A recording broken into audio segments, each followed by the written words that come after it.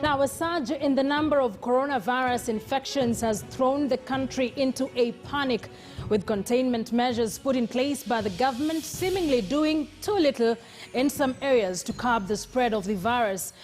Lots of hospitals slowly filling up with patients, a fatigued healthcare workforce, and a healthcare system seemingly struggling, pushing the president to call for a fifth extraordinary session of the national and county governments coordinating summit on COVID-19 in order to review virus containment measures and the impact of the phased easing restrictions earlier put in place.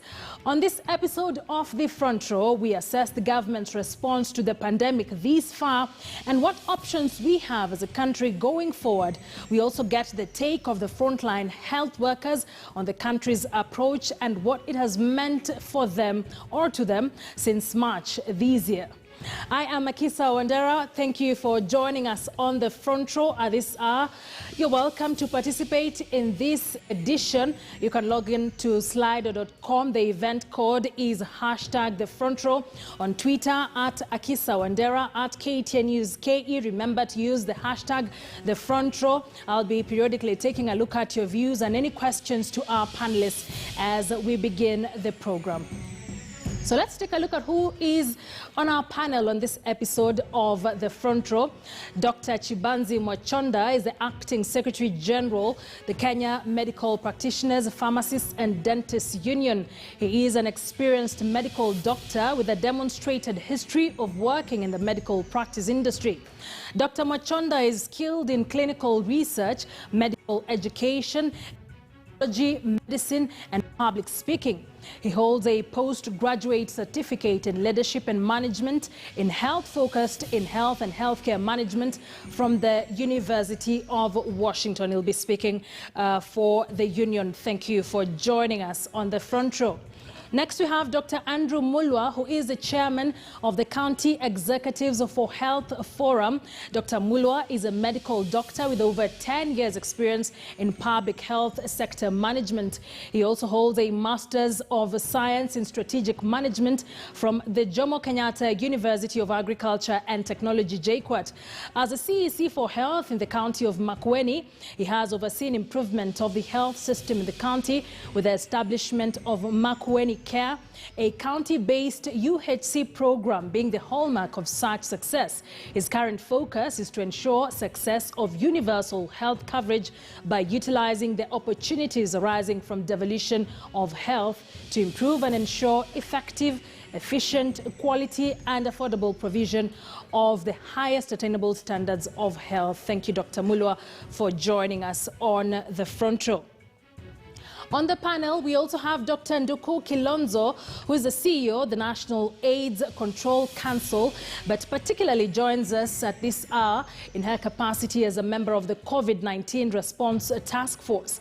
Dr. Kilonzo is passionate about promoting health and well-being of young people and women in Africa. Through her work, Dr. Nduku has made contributions to HIV prevention and control in Kenya and globally that earned her a Presidential Commendation EBS in 2019 and as well as Mzalendo Award in 2020. A Doctor of Philosophy holder in Tropical Medicine from the Liverpool School of Tropical Medicine, Dr. Kilonzo's professional experience spans the government, the United Nations and non-governmental sectors with over 20 years experience in public health. She has led implementation of innovative programs in Kenya, Malawi, Botswana and Cote d'Ivoire. We'd love to hear a number of her views on the handling of the situation so far. And as a member of the task force, which way are we going in the handling of COVID-19? And finally on our panel, we have Alfred Obengo, who's the president of the National Nurses Association of Kenya.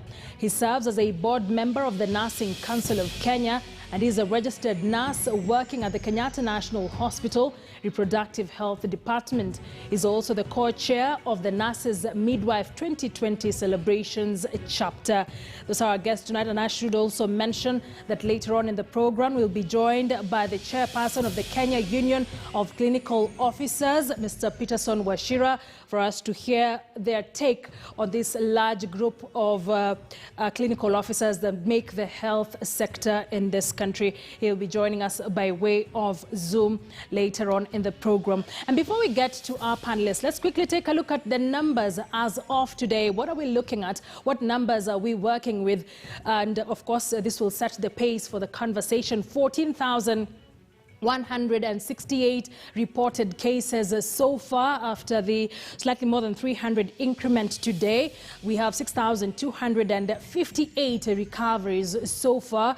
Unfortunately, 250 Kenyans have lost their lives as a result of Covid-19, and 44 out of the 47 counties have so far reported the reported cases of Covid-19. Hence why it will be very critical to hear from Dr. Mulwa on the county preparedness and how they're handling the situation so far. But before that, let's listen in to what the CAS Health, Dr. Rashid Aman, had to say today regarding the state of preparedness by the counties to manage COVID-19.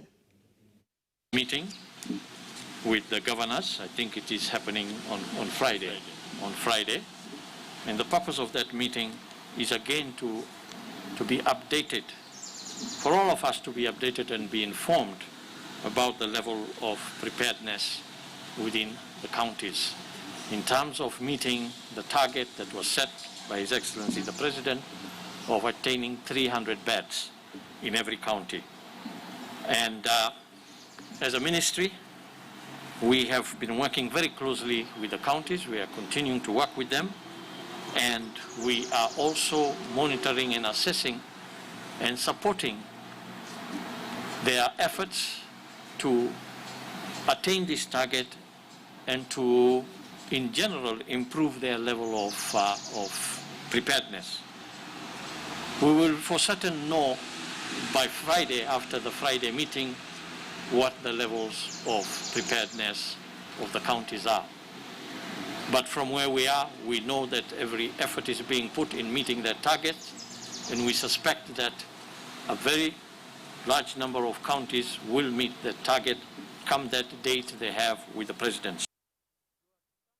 All right, so the CAS Rashid Aman there speaking about the meeting called, the extraordinary meeting called there by President Uhuru Kenyatta, and perhaps then would know which direction we are taking.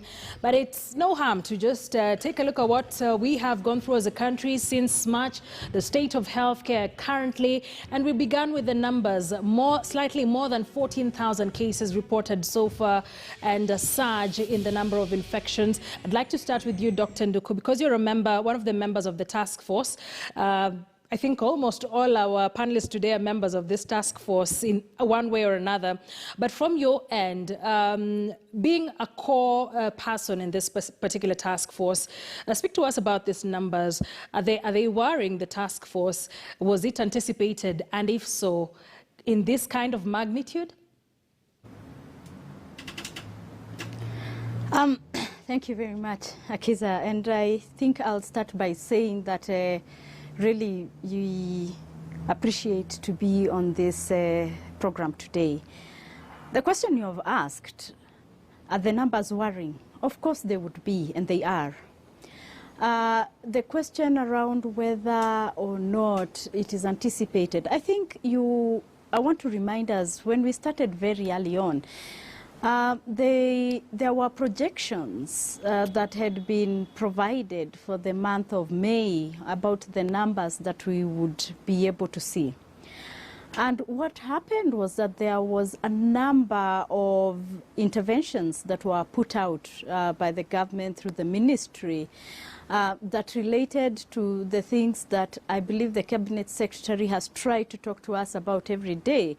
Wash your hands, ensure social distancing, ensure that we are, wearing masks. And in addition to that, there was a cessation of movement across various parts of the country and in various areas. I think at the time there was also, people getting very, very serious about not going out unless they needed to, and there was then the curfew timelines. All those things helped us make sure that the 10,000 that we had been talking about in May did not happen at the time. And so where we are at right now is a place where we have seen that we as a people have a sort of, at a personal level, not fundamentally continued to adhere to some of those requirements in the same way that we had been expected to, and that we were, we had started off with. We have relaxed a little bit. Not actually a little bit. We have relaxed a lot. You still do walk around and you see, at a very personal level, a lot of people are not wearing masks. Social distancing may not be there. And so because of that, I think what we are seeing would be expected if we are not doing the things that at a very personal level we should be doing to ensure that we are reducing transmission or the risk of acquisition of coronavirus. And so the answers to your question is as long as we continue not taking very seriously the things that we know work to reduce transmission, at a population level, we will expect to see more numbers. Thank you. All right, Dr. Machonda, maybe for your opening remarks, from March 15th, since when we reported the first case to now, a lot has happened. From where you sit, do you think we're on the right track as a country? So thank you first for this opportunity. And just to say that the whole Covid-19 situation is a rude awakening, actually, for the entire globe with regards to healthcare systems and how we have given priority to healthcare across the globe and not just in our country. So what we have seen is an increase in the number of cases. Of course, there were projections earlier on. And of course, then the responsibility lies, and I always say this, that the responsibility lies with, one, the public to ensure that they adhere to the mitigation measures, two, the government to ensure that they support their frontline healthcare workers in as much as possible, and then three, upon the healthcare workers to equally not just protect themselves, but actually present themselves and be able to respond to this pandemic. So where we are at now is that the reality is that there is lax, and I agree with my colleague Dr. Nduku, that the public to some extent has actually relaxed with regards to adhering to the mitigation measures. But even more importantly now is that it presents an opportunity for us to strengthen the healthcare system. So as we move forward, I think so far there's been a lot of efforts, which is quite laudable by the government in its own way. But now there are gaps that need to be addressed as we move forward for us to come back on the right track with regards to strengthening the healthcare system. And strengthening it means we support our human resources for health. We invest in the infrastructure and equipment for healthcare so that we have a robust system to be able to handle the surge that we are expecting and anticipating in the next few weeks. Right. Great. Invest in healthcare. Mr. Obengo, I don't know what your thoughts are, and especially around the surge. We've seen nurses constantly come out to relay their grievances, and we'll get into the bulk of that a little bit later. What are your thoughts? Thank you, Akisa. I want to start by saluting all the nurses and the midwives of Kenya and globally, all the health workers for showing unprecedented sacrifice at this time. And amidst all the challenges that we have globally and also in Kenya, they have come out and shown unprecedented patriotism insofar as taking care of our sick people. And every time the figures insofar as the people who have recovered from COVID-19 is announced, I usually say a little prayer for the health workers for their great work that they are doing. The challenges that we are facing are quite obvious, and we've seen them. And with some of them, we've talked about them even before the COVID-19 pandemic broke out. Issues to do with understaffing has been there. We've sung about it like it becomes a usual song for us. And for now, it's adding more pressure on our nurses and midwives in their area of work because of the understaffing. COVID has also more or less exposed the soft underbelly insofar as devolution of health was concerned. We've had a situation whereby some counties have been performing better than the others insofar as preparedness is concerned and case management, including even the handling of the health workers. So as my colleagues have said, who have talked before me, is that we really need to take this opportunity also to strengthen the health systems, strengthen the infrastructure, strengthen the human resource for health, so that if in case such as a pandemic breaks out again, we are more prepared. But as of now, there are efforts which are being put place here and there. We are grappling. Some of them of us are running like headless chicken. But somehow things are falling in place, other things are not falling in place. So right. We need to do more. Yeah, and of course we'll get into that. What's falling into place, what's not, what can we do to improve that? Dr. Mulwa, the big question right now, it's been, I think, 4 or 5 months, but we're still talking about preparedness of the counties. We started by hearing from the CAS, Rashid Aman, who says, Dr. Rashid Aman, who said by Friday we'd know just how much the counties are prepared. As a CEC Health in Makueni and chairing the Caucus for Health CECs, are we ready? Are we handling this well? I think I would start by saying, reflecting from where we began in March, there has been a lot of positive movement in terms of county preparedness.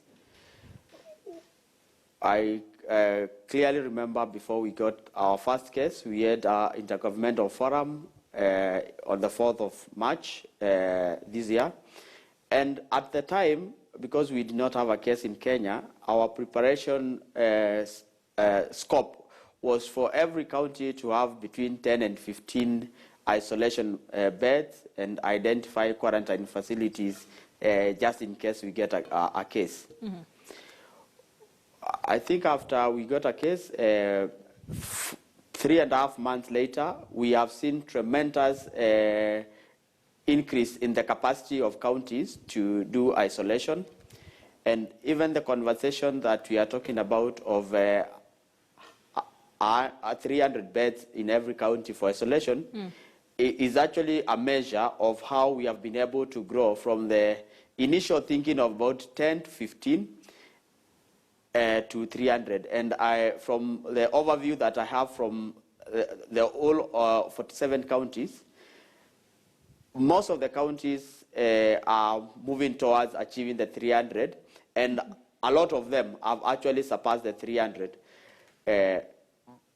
But we will talk about preparedness in terms of handling the positive cases and handling persons who need quarantine. But ultimately, the most important preparation that we can do as counties is to equip the population with knowledge, with information on how to prevent the spread of these diseases. Because as long as the infections continue to grow, there is no preparedness that you can talk about as counties, because even as you talk about 300 beds, Makueni, for example, has a million people population. If I get 200,000 people get sick at one point, I will obviously have nowhere to take them, because the capacity is also limited. So therefore, the most important thing is to do the primary prevention, because we still have the opportunity. We now have community spread of the disease across the country. Like you rightly said, 44 of the 47 counties already have reported cases, and most of them are within the communities, and therefore it is a question of how do we slow down the spread of this disease so that we don't overwhelm the county health system and the national health system. Oh, big question there now. How do we slow it down? So earlier on today, we saw a press briefing by a KMPDU addressed by one of our panelists here, Dr. Chibanzi Mwachonda, an array of issues they addressed, but I'd quickly want us to take a look at one of the things they talked about, then get back to the conversation.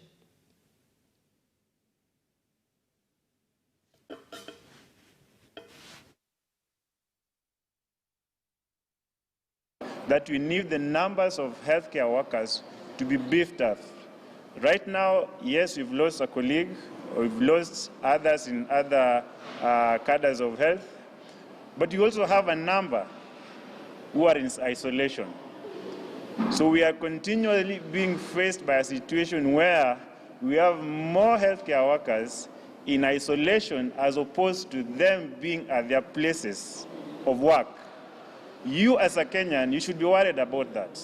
Because if you go to the hospital, no one will be there to take care of you.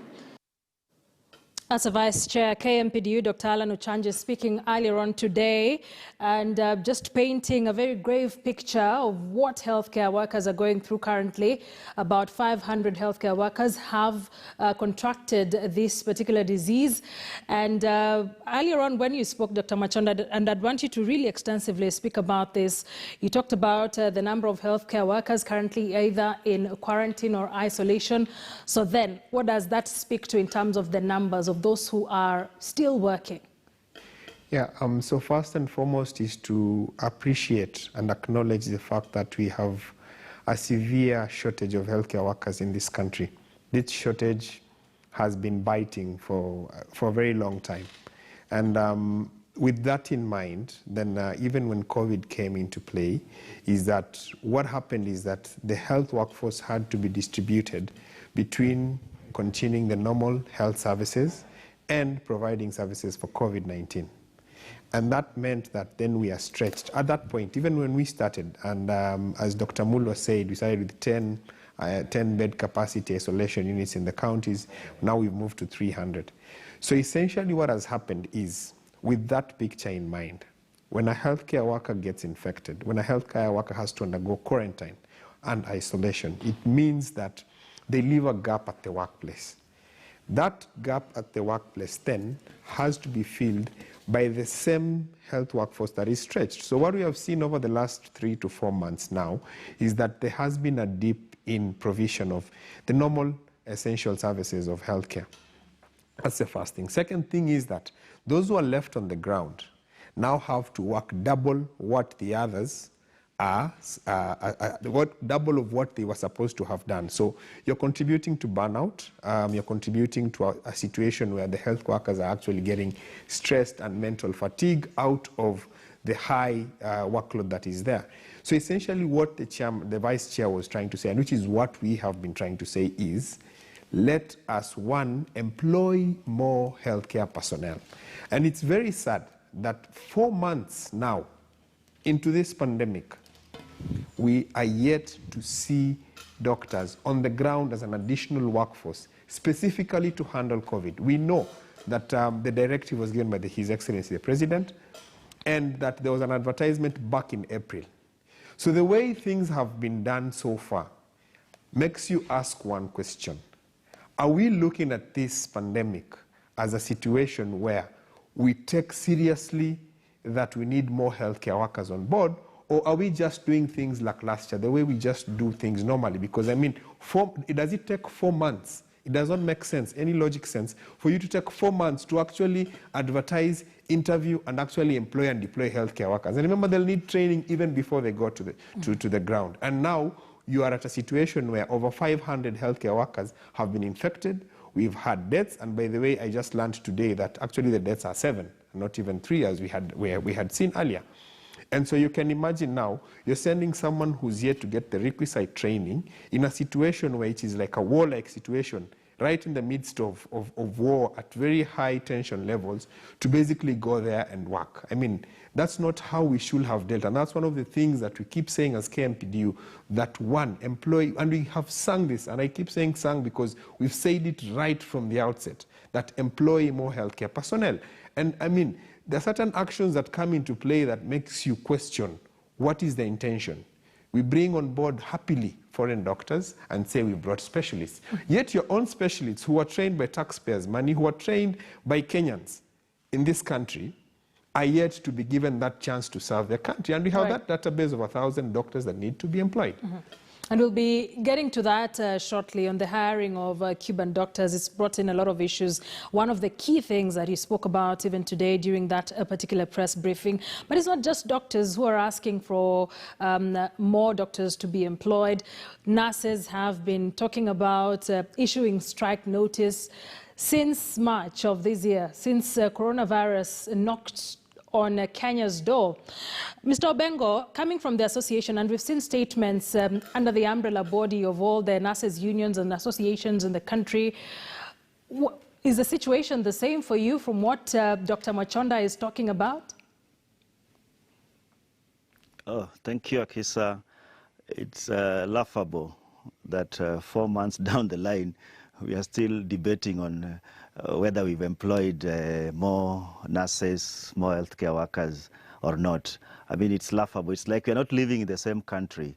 That's why we keep on saying that COVID is not a stage for us to, for some leaders to start pulling some PR stunts on how they care for the citizens, for their constituents, and yet they are doing nothing. I mean, employing health workers doesn't take a month, and we all know the need is there.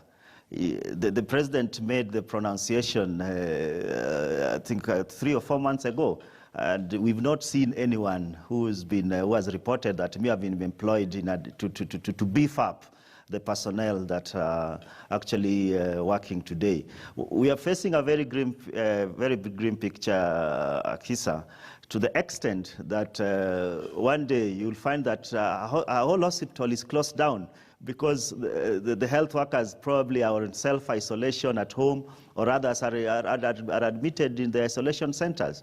So it is something that we should not sit back and wait to face. Mm-hmm. And that's the situation actually we are facing and we are going to, if we don't actually address the issue with the urgency that it deserves. A question a lot of are asking, what then became of the strike talk by the nurses' unions? Were some of your demands met? Where are we at with this conversation? Akisa, you'll agree with me that we being Kenyans, health workers are also Kenyans, and we saw the situation that the nation was facing. So, and you have always said, I think my first presser when the COVID broke out is that I said very emphatically that you cannot afford to fight COVID disease and at the same time open a war with the healthcare workers. I mean, you can't win that war. So we just want to open a door and open opportunities for dialogue with the government. But at the same time, it must not take forever, because this thing we are in, it's with us. So it's something that even we needed not to have held meetings to discuss some obvious things like employing staff, like employing more staff, like motivating the staff, training them, addressing their psychosocial need. I think these things should just come automatic, like putting in place an insurance package for them. We needed not to have issued a strike notice for that to be done. I think these are very obvious things that people can sit around the table and tackle within 5 minutes. So the government should also be responsible enough to address these issues without chaos, without an environment which is chaotic. Right.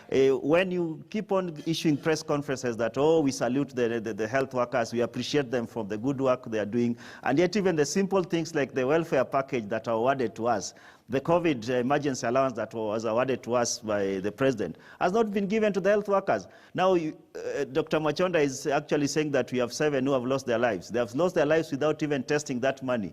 More will lose their lives because actually that is where the disease is taking us.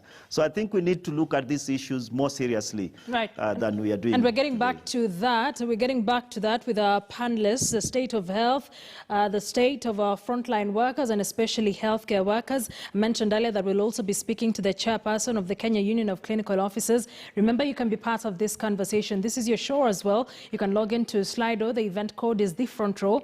You can as well tweet us at KTN News KE, at Akisa Wandera. The hashtag to use is The Front Row.